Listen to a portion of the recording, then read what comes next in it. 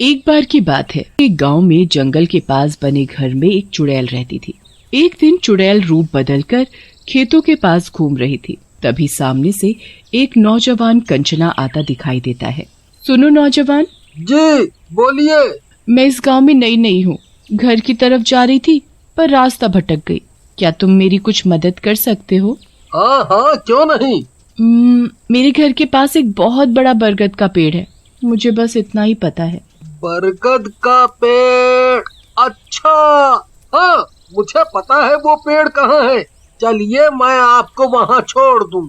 दोनों पूरे रास्ते बातें करते हुए जा रहे थे। अच्छा एक बात तो बताओ, जहाँ तुम्हारा घर है उसके आसपास दूसरा कोई और घर नहीं है, बस जंगल ही जंगल है। कैसे रह लेती हो वहाँ तुम? मेरा कोई अपना तो है नहीं, इसलिए अकेली ही रहती हूँ। बातें करते करते समय का पता ही नहीं चला। वो देखो मेरा घर भी आ गया, मैं चलती हूँ। चुड़ैल वहाँ से सीधा अपने घर चली जाती है। कंचना सीधा वहाँ से अपने खेतों पर चला जाता है और अपने काम में लग जाता है। अगले दिन कंचना रोज की तरह सुबह सुबह खेतों पर जा रहा था। उसे रास्ते में वही लड़की फिर से दिखाई पड़ती है। सुनो। अरे तुम तो वही कल वाली लड़की हो, क्या आज भी घर का रास्ता भूल गई? मुझे माफ कर देना, कल मैं आपको शुक्रिया कहना भूल गई। बस वही बोलने आई थी। आपका बहुत बहुत शुक्रिया मुझे घर तक छोड़ने के लिए। उसके बाद से दोनों रोज मिलने लगे। चुड़ैल उसे अपनी मीठी मीठी बातों में उलझा रही थी।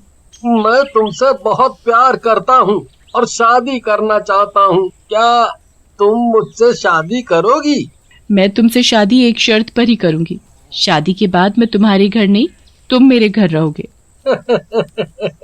मैं वैसे भी अकेला ही रहता हूँ, इसलिए कोई फर्क नहीं पड़ता। मुझे तुम्हारी शर्त मंजूर है। फिर क्या था, कंचना चुड़ैल से शादी कर लेता है। चुड़ैल पूरे लाल जोड़े में सजी धजी खड़ी थी। वो कंचना के लिए गिलास में दूध लेकर आती है। तभी अचानक कंचना को सामने टंगे शीशे में चुड़ैल का असली रूप दिख जाता है। हाय हाय हाय हाय हाय, मर गया रे। तुम कौन हो तुम? मैंने तुम्हें मूर्ख बनाया, तुमसे झूठ बोलकर शादी की। देखो मुझे छोड़ दो, जाने दो। तुम्हें मारकर मैं तुम्हारा ये गरम गरम खून जो पीने वाली हूँ। इतना बोलते ही चुड़ैल कंचना पर हमला बोल देती है और उसके गले पर काटकर उसके शरीर का सारा खून पी लेती है। हाँ, आनंद ही आ गया। बड़ा आया था मुझसे शादी करने। अगले दिन चुड़ैल सब्जी वाली बनकर रूप बदलकर गांव में घुस जाती है। सब्जी ले लो, सब्जी, ताजी ताजी सब्जी। पहले तो कभी नहीं देखा तुम्हें इस गांव में, नई हो क्या? आपने बिल्कुल सही कहा, मैं आज पहली बार आई हूँ इस गांव में सब्जी बेचने। बताइए क्या दूं? हाँ वो भिंडी दे दो, मेरे पति को भिंडी बहुत पसंद है। तभी वहाँ मंजुला का पति मुरली भी आ जाता है। अरे मंजुला, इस सब्जी वाली को बोल दो कि कल भी आ जाए सब्जी देने, तुम्हें दूर जाने की जरूरत नहीं होगी फिर। ठीक है बाबूजी, मैं रोज आऊंगी सब्जी देने। चुड़ैल मंजुला के घर रोज आती सब्जी देने। बस उसी बीच मंजुला के पति को चुड़ैल अपनी मीठी मीठी बातों में फंसा लेती है। उसे मिलने के लिए वो किसी सुनसान जगह बुलाती है और उससे शादी के लिए हाँ बुलवा लेती है। देखो मैंने तुम्हें शादी के लिए हाँ तो बोल दी है, पर इसके बारे में किसी को कुछ पता न चले, मेरी पत्नी को भी नहीं। ठीक है, किसी को कुछ पता नहीं चलेगा, पर मेरी भी एक शर्त है, तुम्हें शादी के बाद मेरे घर रहना होगा। वहाँ रहोगे तो किसी को कुछ भी पता नहीं चलेगा। अपनी पत्नी को तुम हमेशा के लिए छोड़ सकते हो। फिर क्या था, मुरली ने चुड़ैल की सारी शर्तें मान ली, उससे चुपचाप शादी रचा ली। चुड़ैल के घर पहुँचते ही पहली रात को चुड़ैल उसे अपना असली रूप दिखा देती है। तुम तो चुड़ैल हो। तुमने सही पहचाना, मैं चुड़ैल ही हूँ। अब तुम मेरे चंगुल से बचकर नहीं जा सकते। मेरा काम ही है भोले भाले आदमियों को फंसाकर उनसे शादी करने का। सोचो अब मैं तुम्हारे साथ क्या करने वाली हूँ। मैंने अपनी पत्नी को धोखा दिया, शायद ये उसी की सजा है।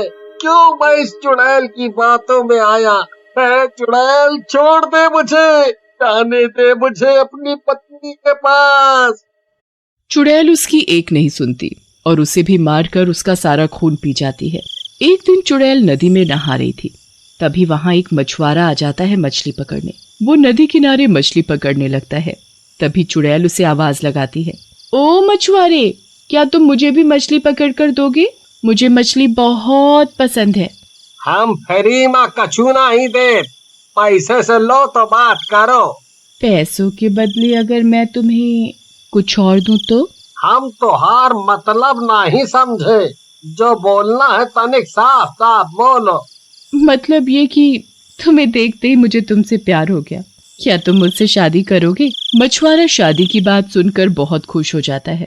हम तो पहले से ही शादीशुदा हूँ, इतनी सुंदर लड़की को हम कैसे मना कर दे शादी के लिए। तुम यही सोच रहे हो ना कि तुम्हारी तो पहले ही शादी हो चुकी है, एक पत्नी भी है, पर मुझे इससे कोई लेना देना नहीं। मैं फिर भी तुमसे शादी करने के लिए तैयार हूँ। और हाँ, मैं ये शादी वाली बात तुम्हारी पत्नी को कभी नहीं बताऊंगी। फिर क्या था, मछुआरा शादी के लिए मान गया। दोनों छुपकर शादी कर लेते हैं।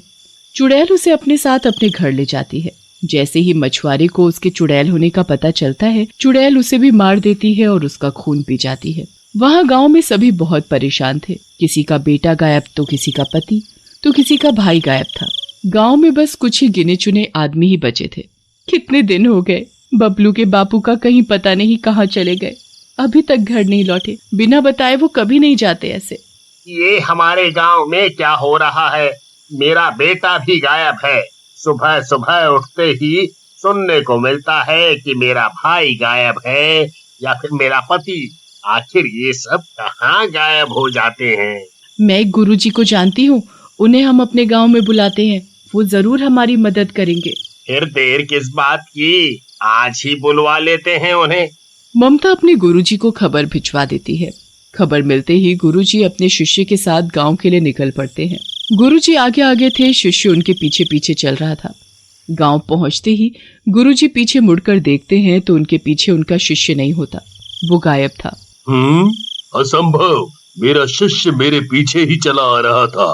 वो मुझे बिना बताए कहीं नहीं जाता, पर आज वो ऐसे कैसे बिना बताए कहाँ चला गया? प्रणाम गुरुजी। गुरुजी, यही बात तो हमें भी बहुत परेशान करे जा रही है। आपको हमने इसीलिए यहाँ बुलवाया है। गुरुजी, अब आप ही बताइए, गांव के सभी आदमी आखिर कहाँ गायब हो गए?